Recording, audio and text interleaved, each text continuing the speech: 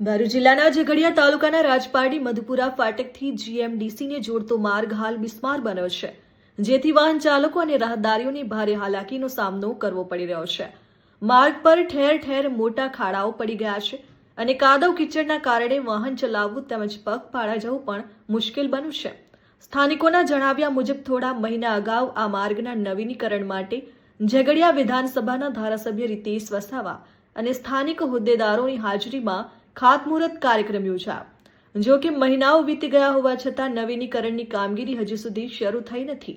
આ માર્ગ પરથી આસપાસના ગામોના લોકો ઉપરાંત જીએમડીસી વિસ્તારમાં આવેલા સિલિકા પ્લાન્ટમાં આવતા જતા વાહનોની પણ અવરજવર રહે છે।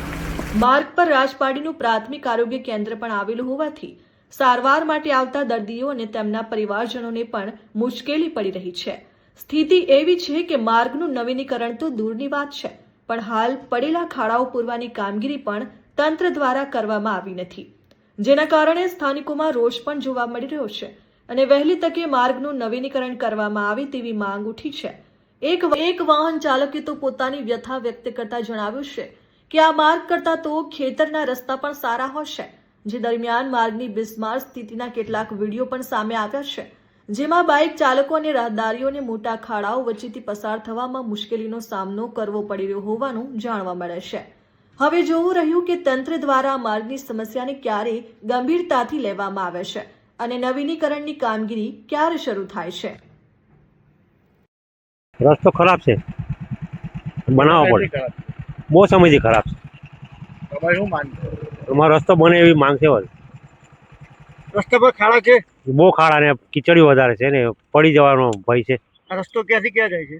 એ જીએમડીસી જાય, રાજપાડીથી જીએમડીસી। શું નામ તમારું? ગુલામભાઈ। મારું નામ વનરાજભાઈ છે। આ જે રોડમાં ખાડા પડ્યા એ જીએમડીસી રોડ છે।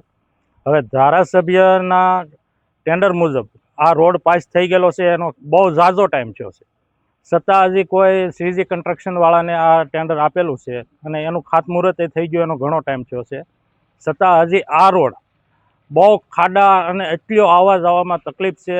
આ પાછળ હોસ્પિટલ છે, છતાં હજી કોઈ રિપેરિંગ કામ નહીં, કોઈ વસ્તુ નહીં। તો હવે આના મુજબ તાત્કાલિક કાંઈક ધોરણના પગલે લે તો એ પબ્લિકને, આજુબાજુના ગામડાવાળાને અને અહીંયા હાલવાવાળાને તકલીફ ઓછી થાય અને ગારો ખાડા બહુ તકલીફ છે।